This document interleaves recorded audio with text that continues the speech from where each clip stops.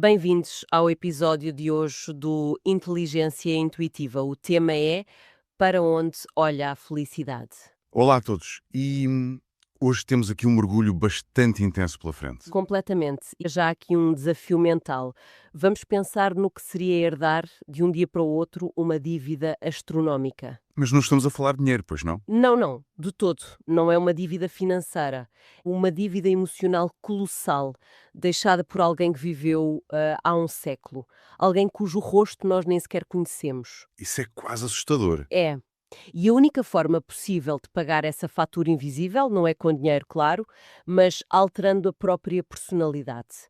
Ou seja, aceitando carregar um fardo que à partida nem é nosso. Exato. E essa é a premissa profundamente desconfortável que emerge desta nossa análise de hoje. Sem dúvida, porque há uma pergunta que ecoa ao longo de toda esta pesquisa e que tem a capacidade de desconstruir tudo aquilo em que acreditamos. A pergunta é: e se o que a vida nos está a pedir é que a tomemos exatamente como ela é? É um soco no estômago para muita gente. Nem mais. Porque nós passamos o tempo todo a tentar moldar, não é? A otimizar, a polir a nossa realidade, a tentar ser aquela famosa melhor versão de nós próprios. Sim, a tal obsessão contemporânea. Pois, e de repente a leitura destes materiais sugere que o nosso desespero nasce exatamente dessa recusa em aceitar a realidade crua. É um ponto de partida que desorienta completamente o leitor contemporâneo, precisamente porque subverte o guião tradicional da felicidade. Claro, nós estamos habituados a outra coisa. Exatamente. A nossa cultura atual está obcecada com a agência individual. Aquela ideia de que somos os únicos arquitetos do nosso destino. E de que a felicidade é um alvo que se atinge cortando o que está mal, não é? O eliminar pessoas tóxicas e afastar o desconforto. Pois, mas a documentação que estamos a explorar introduz um conceito imensamente mais complexo. O conceito da sabedoria sistémica. Que muda o jogo todo. Muda mesmo. Esta abordagem propõe que a verdadeira força não advém do isolamento profilático ou daquele individualismo feroz. Advém de onde, então? Advém, sim, de uma ligação profunda, complexa e muitas vezes subterrânea, um sistema muito mais vasto. Tipo uma rede. Exato, uma rede invisível, que une de forma inescapável a experiência presente àqueles que vieram antes de nós. Às gerações passadas. Sim, com todos os seus traumas, os seus silêncios e ações por reparar. O que torna esta ideia tão disruptiva é a exigência de uma aceitação quase radical do incoerente. Precisamente. Porque exigem que se abrace o que é contraditório em nós e nos outros. O que vai contra o nosso instinto natural. Vai, totalmente. A nossa tendência é olhar ao espelho e identificar uma falha, um comportamento irracional ou até um medo inexplicável e pensar logo, tenho de erradicar isto. Tem de se cortar o mal pela raiz. Pois, a imagem que me surge espontaneamente é a de um puzzle altamente caótico. Como assim? Imagina um puzzle, mas sem a imagem da tampa da caixa para guiar. E com peças que parecem não pertencer ao mesmo conjunto, onde as cores chocam imenso umas com as outras. Certo, uma amálgama. Sim, e a reação humana imediata é pegar numa tesoura e começar a cortar as pontas das peças para forçar um encaixe bonito. Para criar a tal imagem linear que a sociedade nos vendeu. Nem mais. Mas a sabedoria sistémica diz, pá, é mesmo essa amálgama estranha. O desafio é não cortar absolutamente nada. O que é extremamente difícil. Muito difícil. Porquê é que a nossa primeira reação é sempre lutar contra a nossa própria incoerência? Porquê é que o humano tem esta necessidade biológica de resistir? Sabes que essa analogia do puzzle ilustra perfeitamente o atrito entre a nossa mente linear e a realidade sistémica? A sério? Sim. A resposta ao porquê dessa luta está na forma como o nosso cérebro processa narrativas. Nós precisamos de coerência para sentir segurança. Faz sentido. Se um traço de personalidade traz dor, a lógica linear dita que se deve amputar essa parte. Livrar do problema. Claro, a tal tesoura no puzzle. Exatamente. Mas lutar contra o que seja um conflito interno ou o comportamento de um familiar, é inútil. E é inútil porque se baseia numa ilusão de ótica. A ilusão de que somos peças isoladas no espaço. Na verdade, nós somos engrenagens num organismo humano gigantesco, com regras de funcionamento, com memória e uma gravidade muito própria. Uau! Ou seja, quando uma peça nos parece incoerente, É porque está a ser avaliada fora do contexto de todo o painel geracional. Percebes? ok, agora perceba a dimensão da coisa. Aquela neurose inexplicável ou a dificuldade crónica de relacionamento de alguém não são defeitos de fábrica individuais. Têm uma função cirúrgica e exata na mecânica desse sistema familiar mais vasto. Mas repara, é precisamente aí que a complexidade aumenta. Porque se não somos elementos soltos no universo, têm de existir forças invisíveis a reger a interação destas peças. Claro, Uma força motriz avassaladora, a chamada Lei do Equilíbrio. que é um conceito central. Pois é, descrita mesmo como uma regra fundamental do universo e da vida, mas que é completamente cega e implacável. Cega e implacável. E o ponto mais surpreendente é que sugere que a vida atual de qualquer ser humano procura constantemente equilibrar algo que os antepassados provocaram ou omitiram. E muitas vezes à revelia da própria pessoa. Pois. Ok, vamos lá desconstruir isto, porque isto levanta questões. Força. Porque isto soa um pouco injusto, não? É como se nós herdássemos o tal livro de contabilidade da nossa família, cheio de buracos de há 3 gerações, e de repente o universo diz: olha, agora és tu o contabilista, obrigado a acertar as contas. Percebo, perfeitamente. E a sensação de revolta é o primeiro sintoma de quem tenta avaliar a física dos sistemas através da moralidade humana. Moralidade humana? Como assim? Da expressão cega e implacável, a intenção é precisamente despir o fenómeno de qualquer intenção vingativa ou de castigo. Portanto, não é uma punição divina. Todo. Pensemos no ecossistema de uma floresta. Ok. Se uma espécie de predador for subitamente eliminada, toda a cadeia alimentar sofre uma alteração dramática para compensar esse vazio. Sim, as presas começam a multiplicar-se descontroladamente. Exato. Mas a floresta não está a castigar os herbívoros por se multiplicarem. Está simplesmente a procurar um novo ponto de estabilidade para não colapsar por completo. Fascinante. E essa lei do equilíbrio atua da mesma forma nas famílias? Sim, atua assim no plano das relações. Se no passado houve uma exclusão brutal, ou um crime não resolvido, ou uma dor imensa que foi silenciada, Gera-se um desequilíbrio. gera-se um diferencial de pressão no sistema familiar. E o sistema, para se manter coeso e sobreviver ao longo do tempo, vai mobilizar a energia dos seus membros mais recentes. Para representar ou reparar o que ficou reprimido. Exatamente. Não há justiça ou injustiça aqui. Há pura termodinâmica emocional. O descendente não está a ser castigado, está a estabilizar a estrutura. Espera, temos de parar aqui. Diz. Essa explicação termodinâmica é lindíssima e muito elegante. E o exemplo da floresta faz todo o sentido à escala biológica das espécies. Sim, A gravidade, a termodinâmica, a ecologia são leis da física e da biologia macro. Aqui estamos a falar de emoções humanas e abstratas. certo, de traumas psicológicos complexos. Nem mais, de ações morais como traições ou abandonos. Tem de colocar um contraponto forte. Força, avança com o pushback. Como é que um organismo biológico em 2026, a viver o seu dia-a-dia perfeitamente normal numa cidade qualquer, sabe que existe um buraco emocional de há 100 anos provocado por um bisavô? É uma excelente questão. Porque não é possível simplesmente atirar a palavra sistema para a mesa e ignorar a mecânica da coisa. Sem explicarmos o como, corremos o risco de transformar isto num dogma místico, não achas? Sem dúvida. É uma objeção absolutamente vital. Desmistificar o mecanismo é o que separa a ciência profunda do misticismo barato. Então, como é que essa herança transita efetivamente na matéria? A resposta reside na interseção entre a epigenética, o desenvolvimento neurobiológico e a psicologia da modelagem comportamental. Ok, vamos lá desmontar a mecânica então. Primeiro, a epigenética moderna já demonstrou de forma exaustiva que traumas extremos como a fome, a guerra ou o estresse prolongado alteram a forma como os genes se expressam. Alteram o código genético. Não o código em si. Mas os interruptores químicos que ligam ou desligam a produção de certas hormonas. Ok, os tais marcadores. Exato.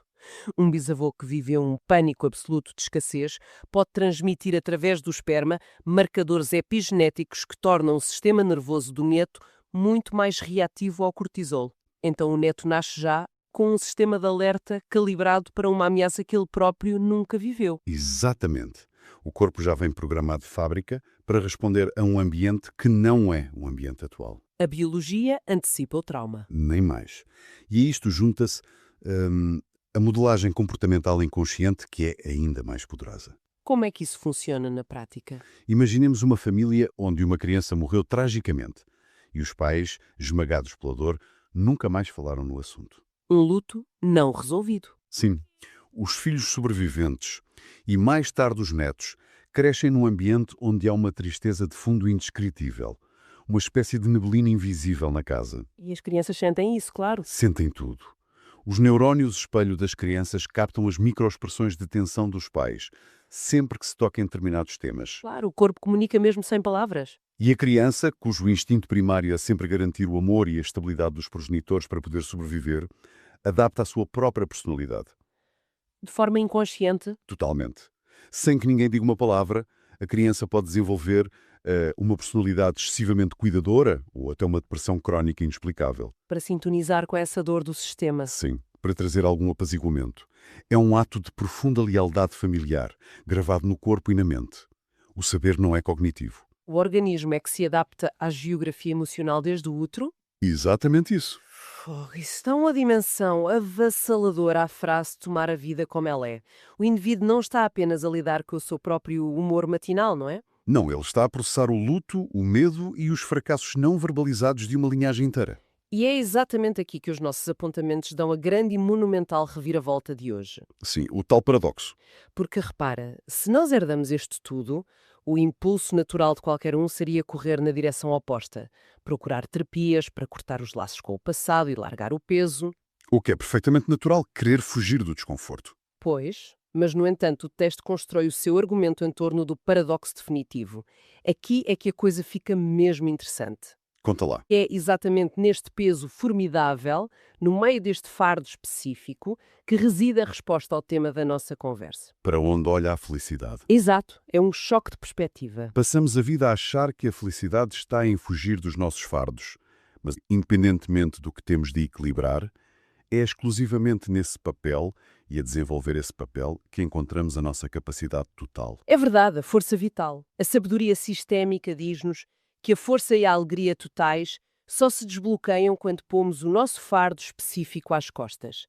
Nós sofremos é quando tentamos carregar fardos que não nos pertencem. O que nos leva a analisar com cuidado o que a palavra fardo realmente significa neste contexto. Se não é um fardo num sentido de punição. Não se trata de uma glorificação do sofrimento ou de um apelo ao masoquismo. Não é aquela ideia de que quanto mais sofre, mais nobre se é. Ainda bem que esclareces isso. O fardo é a exata medida da capacidade total do indivíduo. E porquê? E voltamos à mecânica biológica. Voltemos à biologia e às emoções. Se a epigenética, a estrutura neurológica e a história familiar nos moldaram com competências e talentos e cicatrizes muito específicas, nós somos, na verdade, a ferramenta perfeita para um problema específico. Adoro essa ideia de sermos ferramentas moldadas ao longo de gerações. Pensemos numa analogia. Uma chave desenhada para uma fechadura pesada, enferrujada e muito complexa. Ok. A nossa cultura atual diz a essa chave: olha, não tentes abrir essa porta tão pesada. Procura uma porta levinha, feita de papelão, porque o esforço é mau e a felicidade é a ausência de atrito. E a chave vai tentar encaixar na porta de papelão. E quando tenta, não funciona. A pessoa sente-se inútil e vazia. Mas quando a chave aceita o seu fardo sistémico, ou seja, abrir a tal porta enferrujada para a qual foi forjada ao longo de gerações, o mecanismo roda. Há esforço, claro. Sim, há esforço. Pode até ferir as mãos. Mas a sensação interna não é de depressão. É de preenchimento, de resiliência e de ativação de toda a força vital. Uau! Então, a tentativa de viver a leveza ou o propósito de outra pessoa retira-nos a força toda. Exatamente. O sofrimento paralisante da atualidade, a enorme epidemia de exaustão e de vazio existencial, não vem do excesso de trabalho. Vem de onde, então? Vem do esforço colossal que as pessoas fazem para viver um propósito que lhes é alheio, tentando ignorar a sua própria fechadura sistémica. Então, a exaustão crónica é, na verdade, o preço a pagar por estarmos a fugir ao alinhamento. E isso destrói por completo a ideia de que a adversidade é sempre prejudicial. Completamente. Então, o que é que isto tudo significa na prática? Vamos trazer isto para o dia-a-dia mais trivial. Vamos a isso. Porque, convenhamos, a resistência humana em aceitar esta subordinação a um sistema é feroz. Nós somos teimosos por natureza. Bastante teimosos. O que investigamos hoje é perentória sobre o que acontece se nos recusarmos a carregar o nosso fardo. A vida encarrega-se do assunto. Pois, o texto diz que até aceitarmos o nosso papel, estaremos permanentemente a viver situações que nos empurram para essa missão. A vida vai colocar obstáculos no caminho até não haver outra saída. E aqui entra aquela que eu acho ser a melhor parte desta análise. A famosa metáfora do GPS implacável da vida. Quer dizer que aqueles padrões chatos e repetitivos que nos atormentam não são azar? Atrair sempre o mesmo tipo de sócios desonestos ou ter invariavelmente relações românticas onde há traição? A reação comum é gritar aos céus, bater no peito e assumir a postura de vítima das circunstâncias. Mas o que estamos a dizer é que essas tragédias do dia a dia não são o universo a castigar ninguém. São a vida a fazer de GPS chato, que está constantemente a recalcular a rota para nos atirar contra a nossa verdadeira missão de equilíbrio. Sem tirar nem pôr. As repetições e frustrações da vida não são falhas. São o sistema a fornecer o ambiente exato necessário para cumprirmos o que nos está destinado. A metáfora do GPS é útil, sim, mas talvez a metáfora do atrito ecológico explique ainda melhor a profundidade do fenómeno. Mais uma analogia, vamos a isso. Imaginemos um animal cuja biologia foi desenhada especificamente para o ambiente aquático. Um peixe ou uma lontra? Exato. Mas que por alguma razão da recusa instintiva passa os dias a tentar desesperadamente subir às árvores. O que não vai correr bem. O ambiente natural vai fornecer um feedback constante de dor e de falha. A gravidade puxa-o para baixo, a pele rasga-se na casca das árvores, a respiração falha-lhe. A árvore não é mazinha. Nem a árvore nem o ecossistema têm qualquer intenção maliciosa contra o animal. O ecossistema está simplesmente a operar pelas suas regras normais. E a dor que o animal sente é apenas a informação crua de que ele está desalinhado. Exatamente, desalinhado com o seu próprio design. Trazendo isto para os humanos, as crises financeiras repetidas, as dinâmicas laborais abusivas, os relacionamentos que falham sempre pelo mesmo motivo, são no fundo a casca da árvore a raspar. O sistema enviar uma mensagem. A mensagem é clara.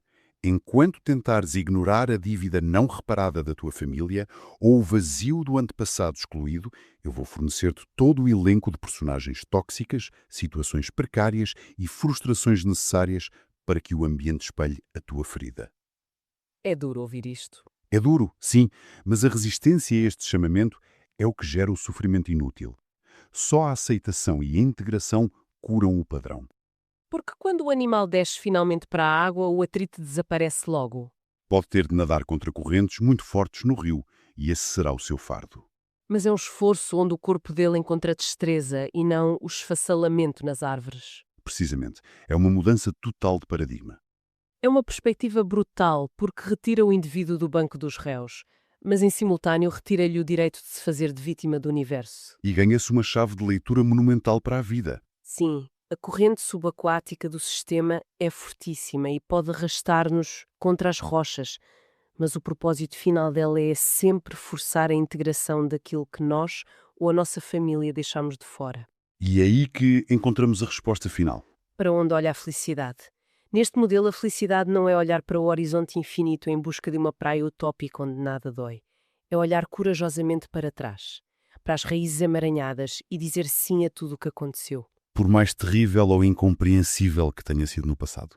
Porque é a partir dessa aceitação incondicional que a energia que estava bloqueada nas gerações passadas fica finalmente disponível para nos dar força. Isso conduz a uma reflexão final que eu acho provocadora e que não foi diretamente debatida, mas que nasce inevitavelmente desta leitura. Qual reflexão? Se a vida está constantemente a colocar-nos situações à frente para nos forçar a assumir o nosso papel sistémico, talvez da próxima vez que estivermos perante um obstáculo frustrante e repetitivo, devêssemos parar de fazer aquela pergunta clássica. A pergunta porquê é que isto me está sempre a acontecer a mim? Exato, e começar antes a perguntar que desequilíbrio antigo da minha linhagem é que esta situação me está a dar a oportunidade de curar. Uau!